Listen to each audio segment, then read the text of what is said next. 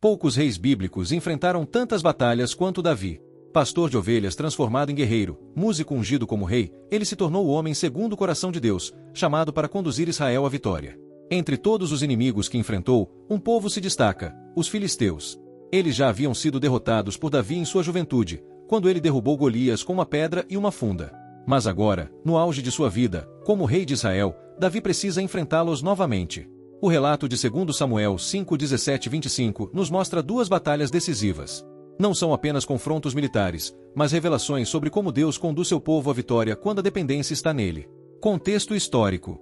Davi havia acabado de ser reconhecido como rei de todo Israel, após anos de espera e perseguição por Saul. Jerusalém havia sido conquistada dos jebuseus e estabelecida como capital do reino. Era o início de uma nova era para Israel. Mas os filisteus, ao ouvirem que Davi fora ungido rei, reagiram com violência. Eles não aceitariam ver um novo líder consolidar seu poder, especialmente alguém que já os havia humilhado no passado. Então, organizaram um ataque em massa contra Davi. A primeira reação de Davi não foi militar, mas espiritual. Ele se retirou para a fortaleza e buscou ao Senhor em oração. Esse detalhe já marca a diferença entre Davi e Saul. Onde Saul agia pela pressa e medo, Davi buscava a direção divina antes de mover seu exército. O clamor de Davi. Quando os filisteus avançaram contra Israel, ocupando o Vale dos Refães, Davi não se precipitou. Ele fez o que se tornaria a marca de sua liderança. Consultou o Senhor. Ele perguntou: devo atacar os filisteus? Tu os entregarás em minhas mãos?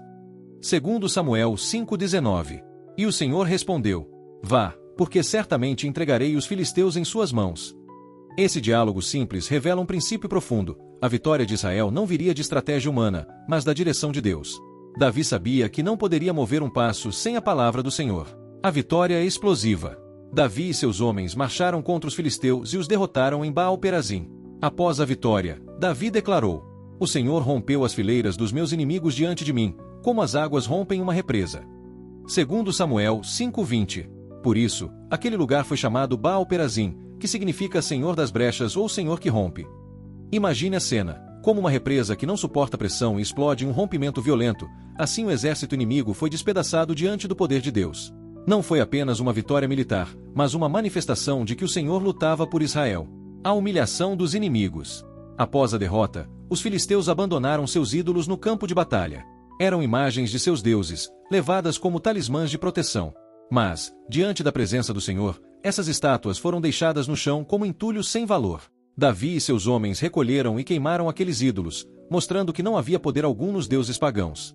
Somente o Senhor é digno de confiança. O retorno dos filisteus. Derrotados em Baal-Perazim, os filisteus não desistiram. Eles se reagruparam e voltaram ao Vale dos Refães, determinados a enfrentar Israel novamente. Esse detalhe é poderoso. Os inimigos espirituais e físicos, muitas vezes, não desistem na primeira derrota. Eles voltam, testam, insistem. Davi, mais uma vez, não confiou em sua própria força nem na vitória anterior. Ele poderia ter pensado: deu certo da primeira vez, vamos repetir. Mas em vez disso, ele consultou novamente ao Senhor. A estratégia de Deus.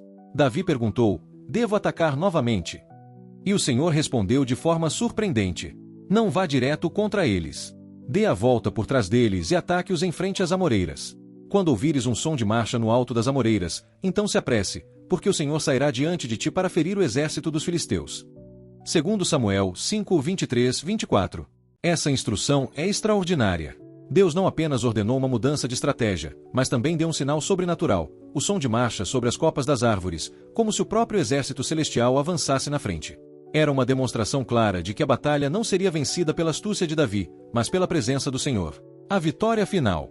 Davi obedeceu à ordem do Senhor, contornou o inimigo e esperou o sinal. Quando o som foi ouvido entre as amoreiras, Israel avançou. E o resultado foi uma vitória esmagadora. Os filisteus foram derrotados de Gibeon até Gezer, um território imenso. A segunda batalha consolidou não apenas a autoridade militar de Davi, mas também a certeza de que sua realeza estava debaixo da mão de Deus.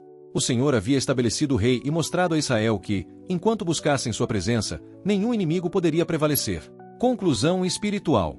As batalhas de Davi contra os filisteus nos ensinam lições preciosas. Cada batalha exige uma busca nova em Deus. A vitória de ontem não garante a de hoje. Davi não confiou na experiência passada, mas buscou novamente a orientação divina. Deus tem estratégias diferentes para cada situação. Uma vez foi um ataque direto, outra vez foi uma emboscada com sinal sobrenatural. Assim também, o Senhor nos guia de formas diversas, para que aprendamos a depender dele, e não de fórmulas. O Senhor luta por seu povo. O som de marcha nas amoreiras é um lembrete de que há um exército celestial que caminha diante de nós. Quando confiamos em Deus, não lutamos sozinhos. A vitória pertence ao Senhor. Davi não saiu exaltando sua própria força, mas declarando que foi o Senhor quem rompeu as fileiras inimigas. Visualize a cena final, o silêncio após a batalha, os soldados israelitas exaustos, mas vitoriosos.